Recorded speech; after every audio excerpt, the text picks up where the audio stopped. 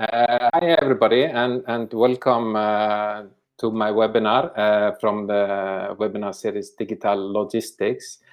I'm really happy that you could join us. I know that the timing of the webinar is never good. It's too late or too early for some people. So we'll just try to have it on this time, and of course we will. It's recorded, and the recording will be sent out afterwards. And I see that there are some people joining in, and for me, as I have been asking before, I'm also very interested in knowing who is in here. For those who know me or do not know me, my name is David Leifson. I've been doing this kind of webinar series since April in this year.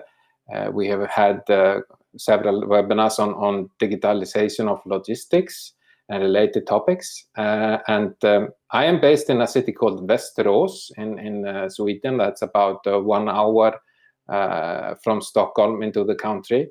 And I'm very curious to know where you are from. If you could just write in the chat where you are actually, where you are at that.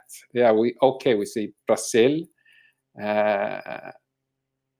and I guess it's a little bit warmer there than here. Here it's getting a little bit colder. It's the autumn is getting closer. Oh, Iceland. I'm actually Icelandic, so I've been living here in Sweden. Sæll Maron. And we have Stockholm as well, Sweden, Scania, of course Copenhagen. We always have people from Denmark. And Hans Skoglund, you are here. I have seen you before, and as well Lotta. So it's nice to see that we have some familiar name. Today's topic is very interesting. It's about the communication of between robots and systems, and this is a topic or something that will get more and more will be more and more interesting, or not interesting, more like, it will create issues, and we have to think about it, because like Aldous will tell you here in a bit, there is a increase in use of robots, and how they communicate with each other is a question. That's something that I and other people are not thinking so much about. And what I wanted to ask you is, when you have questions, write it in the chat tab here at the right side. We will have a Q&A session in the end, where Aldous will answer the question. If he cannot answer it in the webinar, we will take it afterwards, and he will communicate with those people who are asking. There is a possibility of writing open questions below, so you can either do it in the chat form or in the questions, open questions. So if you have anything, just write it on the side, because we will have this presentation, and Aldous will tell us about this. And since I've said his name a couple of times, today's presenter from Meili is Aldous, the CEO of the company, and we got in contact shortly after the summer holidays, and we've been discussing a little bit about how he's what he's doing, and I'm very glad that he could be here with us and show us a little bit about potential problems, potential solutions, and open up the discussion of how robots and communication is in a warehouse and in the workplace. So what we will have now is I will give over the word to Aldous, and then after that we will have a Q&A session, and take it from there. So with that, I hand it over to you, Aldous. Thank you for joining us here. Thank you for having us and for having me. And yeah, this is my first webinar, so fingers crossed. But can you confirm that you can see the slides now?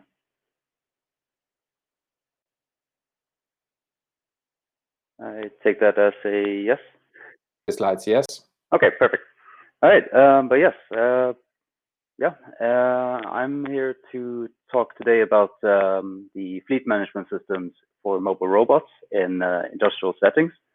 But I don't want to talk more about the project. I more want to inform you about what the problems are and one of the solutions that can be used to solve this upcoming problem, as David mentioned.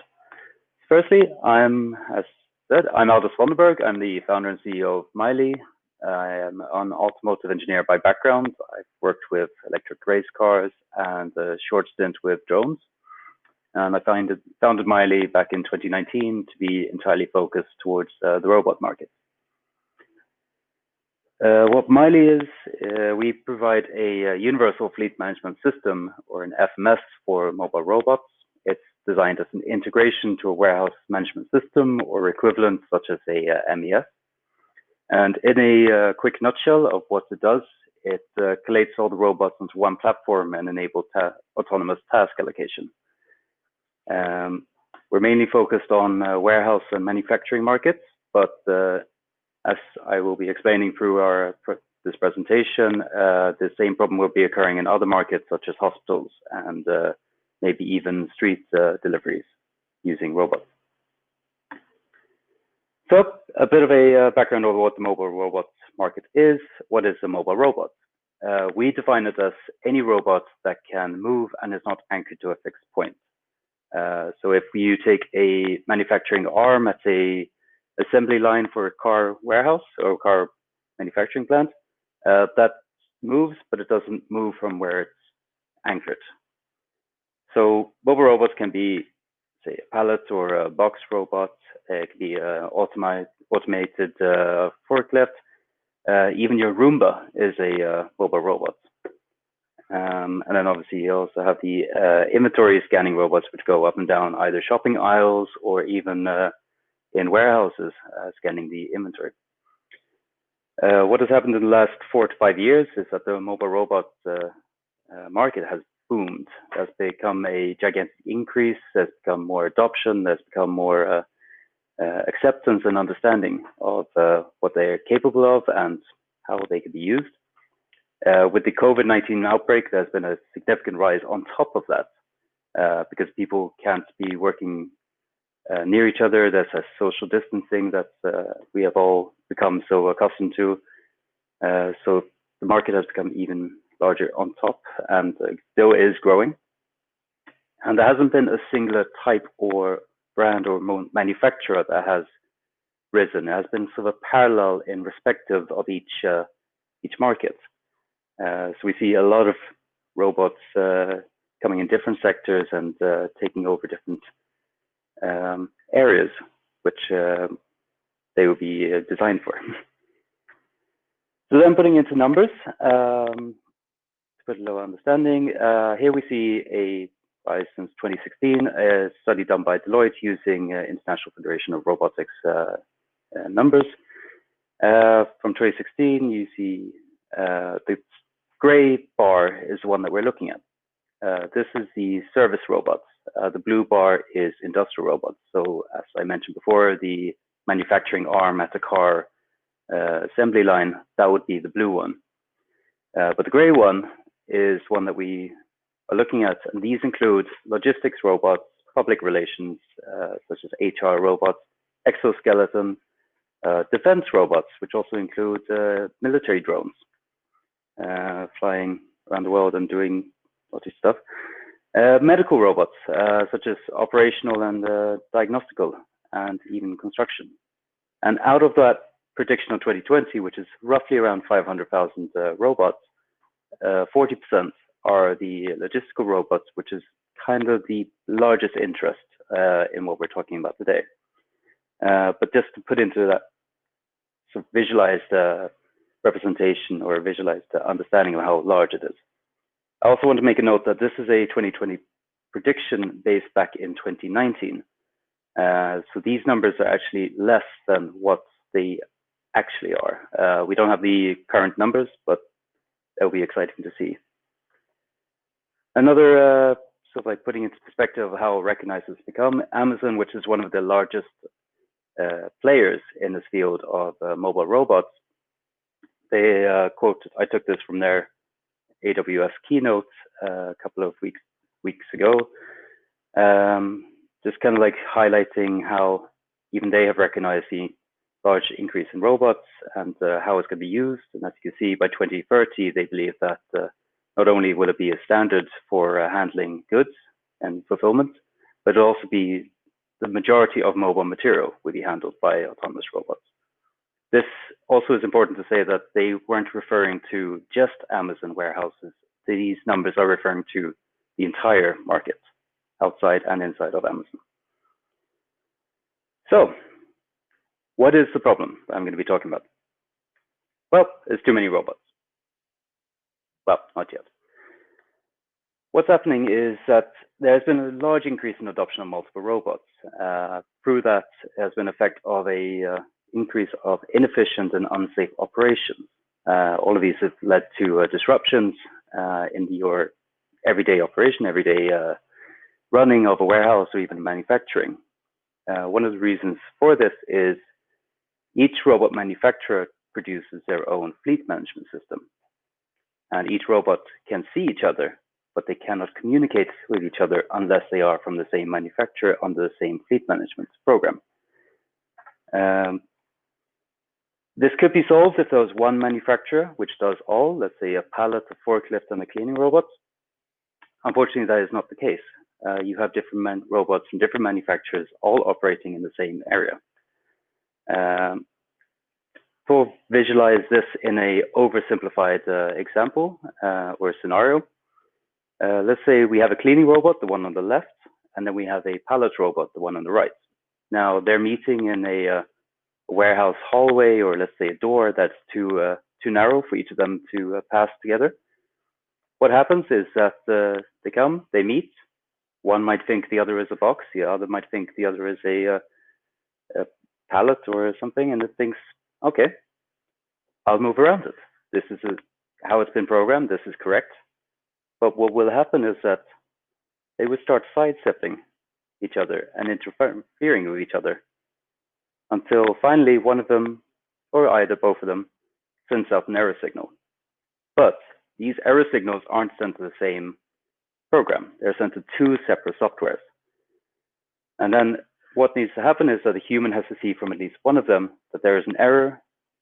The human will go there and it sees that the robots have done it again. Then the human has to then either move one aside or change the setup and then restart the operation. Obviously, this is very time consuming, this is inefficient, and in some cases, this could be quite dangerous when they start piling up and obstructing because you might create a traffic jam behind them. So how can we solve this? Well, solution one, we could use less robots. No.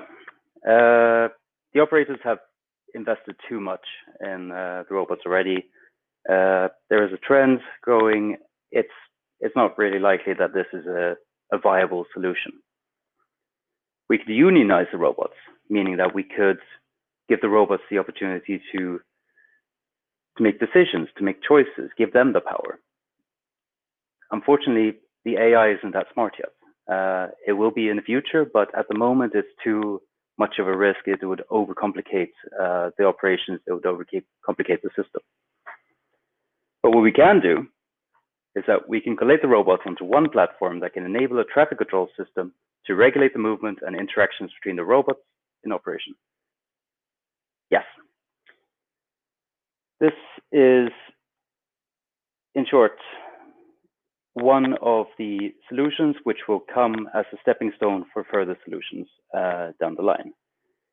I want to cover those a little bit later. So, what will the fleet management system solve by universal? Universal meaning that you can put all the robots into one software. Well, firstly, it would obviously solve the communications. They would be able to speak to each other. They would be able to not only see each other, but know that they are there, which feeds into a increase in better operations. Now you can actually have a traffic control. You could tell the incoming robot to step aside because the other robot might be on a priority task.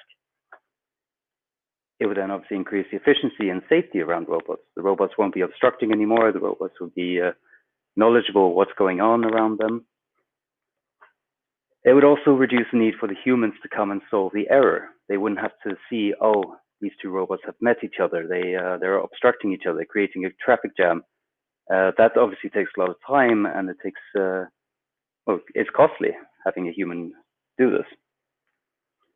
And obviously, it would bring it all into one platform, meaning that you wouldn't have to jump back and forth between applications as you do now to find, okay, now I have to do this on this one. I need to switch over to that one for this robot, and example, etc. But there are other benefits that can be done. Well, we can have a new level of automation. If you have the Universal Fleet Manager actually integrated into a warehouse management system or a MES or other similar systems, you can actually make the order that has been done on the system automatically assigned to the robot that is relevant for that task. For example, if it's a heavy payload, you can have that registered as, yes, it's 700 kilos. You would assign it to the robot that is capable of taking that payload. If it's a cleaning job, you can have it assigned to the cleaning robot. Another one that we're looking into as well and find very exciting is you can reach another level of safety. You would have not only traffic control between robots and robots, but you can have traffic control between human-operated vehicles and robots. I want to bring an example of, say, a human-operated forklift that can send out the signal where it is. You have the both units operating in the same area. They would know where they are. Maybe you have a hallway where the forklift is being driven fast, and then the robot, instead of just driving straight out or waiting, it knows it's already going to be intersecting, and it slows down, allowing the forklift to speed by. We could also do a reduction in operating costs and increase savings. I think this one is very closely tied to increase in efficiency and reduction of humans interfering. But also, if we can automate it, then you don't need the humans having to manually input the tasks every single time. Yep. Now, what does the robot manufacturer say about this? Well, they're actually supporting this. It's this point in the industry that the customer has the power to say, I want your robots to be open. I want to use your robots in the same place as I use my other robots. It's put the robot manufacturers in a position that's quite unique because neither one wants to spend resources developing a universal system which can be used by the competitors. It's understandable, which means that they've only focused on their own robots. But the problem is, as mentioned before, their systems do not communicate with each other. And then if they keep turning away customers because they're asking for open robots that can be used in third-party solutions, they're just going to walk away. And no company can keep affording to consistently do this either. So there's a golden rule that no open robots means no sales. Will this be needed in the future? Yes. The robot market is growing. We can see from trends, we can see from research and predictions, and especially now with the circumstances of the COVID, the robot adoption has increased so significantly that it's not even something that we can lie or hide anywhere.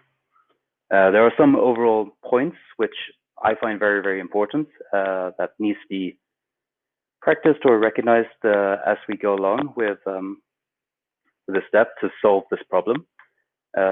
We need the collaboration with the robot manufacturers. So we need the robot manufacturers to be able to communicate to third-party software providers saying, yes, this is how our robots function. This is how our robots communicate. This is how we assign them orders or tasks. This is how they navigate. This is not only for our benefits as software developers to actually use the robots properly or enable smooth operation. It's for the customer to actually be able to use the robots to their full potential, because they're paying a lot of money for these, either through purchasing or leasing. Why would you pay this much money for a robot that you can only use for 20% of its capability? There needs to be a support, which is actually quite standard now, towards a unified code, such as like what language does a robot use in the programming. At the moment, it's ROS. It makes it much easier for software developers to be able to connect robots with each other without having to have an agent or a bridge or a translator in the code that translates it over. It increases a smoother operation between the overall cloud system and the robots, and then robots between each other. It also needs a market acceptance of this problem. The current users need to accept that, yes, you have found solutions now to bypass this problem, but they're not solutions, they're a temporary fix. So what's happened is that there's been some ways that they've come around it, but then once you start adding other robots of other brands, or maybe even scaling the fleet that you already have, that little fix that has been done will not solve this problem. It's only going to get worse, and then you're back to square one. Recognition is very important. Excuse me. Integrators and potentially new or old users needs to recognize that this is a problem that is going to exist. Many have started recognizing this and trying to find ways to tackle it. But if you jump in and think, yes, I'm going to get all these robots, they're very expensive, this is going to be great, you're going to end up with this problem, and you're going to be stuck with this problem. But the positive side is that there is a solution. So it's not a negative thing to say that this is a problem. There is a solution, and it is getting easier to solve as we're going along, because this support of these 4 points has become a lot more apparent, a lot more frequent, that now we're understanding a lot better of what the problems are, what the needs are, what are the requirements, but also like how we can solve the problem that fits it, but not only for one customer, but for several. We can also see that the robot manufacturers have seen this, and they've been starting to think around it. So when the robot comes out the box, it's already ready for this adoption into a populated work environment of different types and different brands. So it's a very positive trend that's going towards now, but I only wanted to talk about the problem in the short to give you a bit of an understanding of what the situation is at the moment. And I believe that is all. So, David. Yeah, it was very interesting to hear about your description here. And for me, it is. I mean, you did not. Of course, you're not. You guys, you are having this solution with the communication. First, when I think is like, this is a kind of it's a translator, so everybody would speak the same language between the different kind of robots. And you mentioned to me that you have, this is actually your solution that is tackling this. You have been doing that in a warehouse. We've been looking at warehouses and seeing the situation at the moment. The idea actually came from healthcare sector, to be actually honest, where some hospitals has adopted different robots, and here we're talking about a wide range, but they have not predicted that this problem was going to occur. So now they're sitting on a whole bunch of robots going around, and I would say the hospitals is probably not a good place to have delays or obstructions. But yeah, we're looking at the warehouses, and it's quite interesting to see how different people have come around the solution of the problem that is now. Because we have our first question here from Maron Kristoffersson. Which robots type manufacturer do you think will implement first, and why?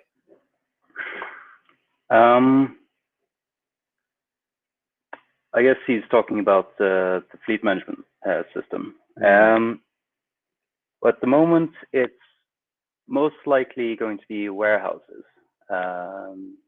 only because the environment is not as dynamically changing. So if we take, let's be futuristic, I think, street delivery robots, it is obviously a potential, and it is something that will be needing to use a fleet management system. There is just a dynamic changes in operation that is a lot greater. So there's a lot more people going around, there's a lot more variables that come in.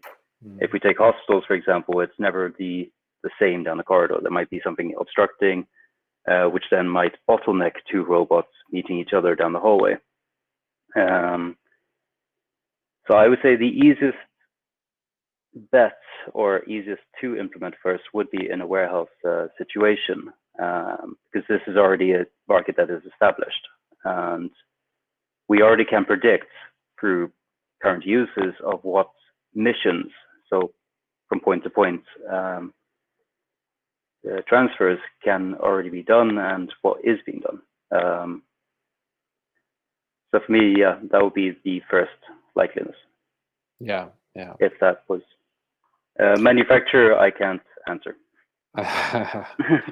I'm thinking of the picture that comes up in my head is when they've been showing on, like, robots going around with deliveries out in the streets and going back to your home, and I guess there should be also some kind of fleet management system, so they will not run into people.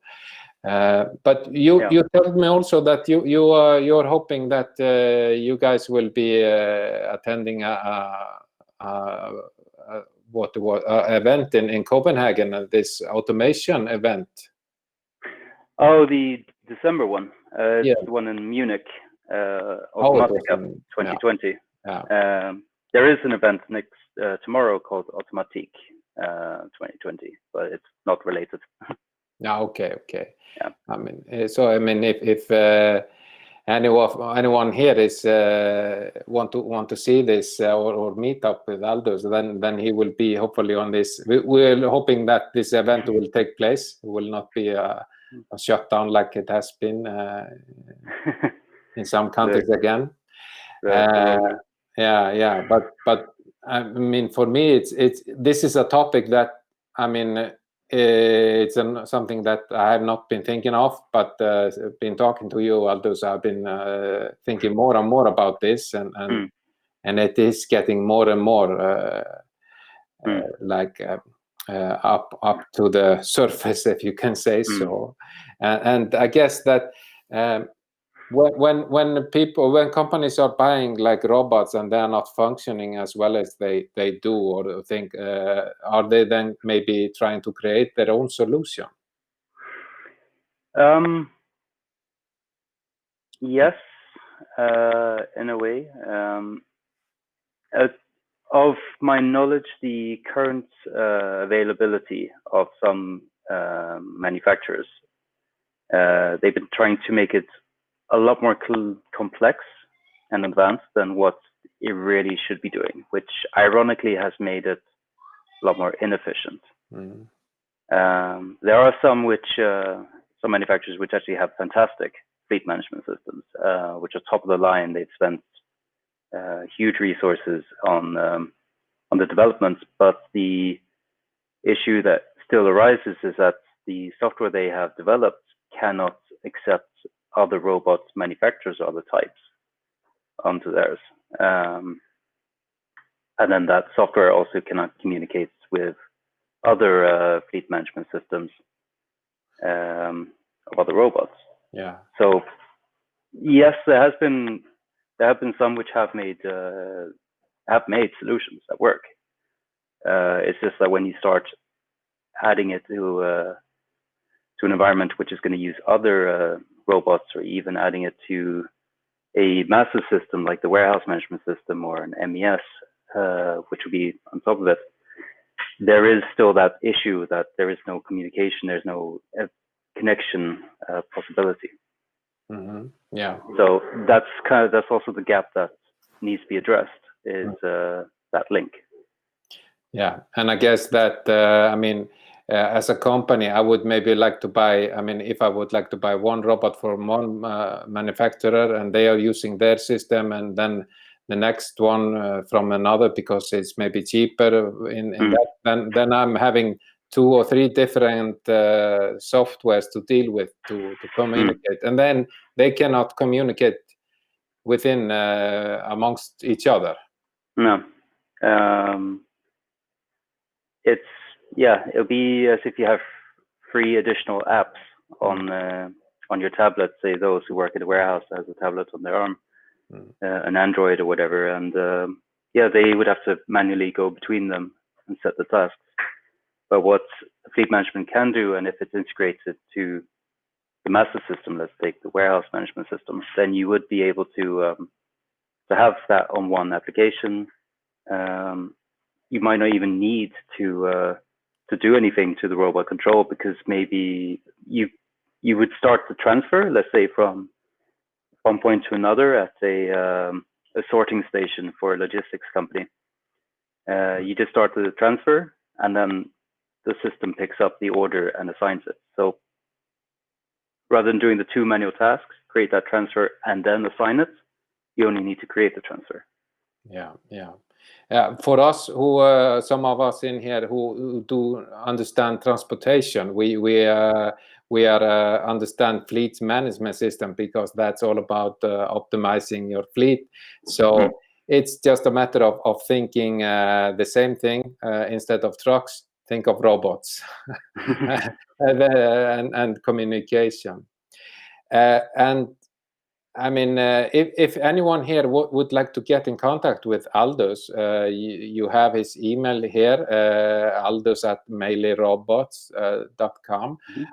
If not, you can also contact me, and I can get you in contact with Aldous. So it's just what suits you the best.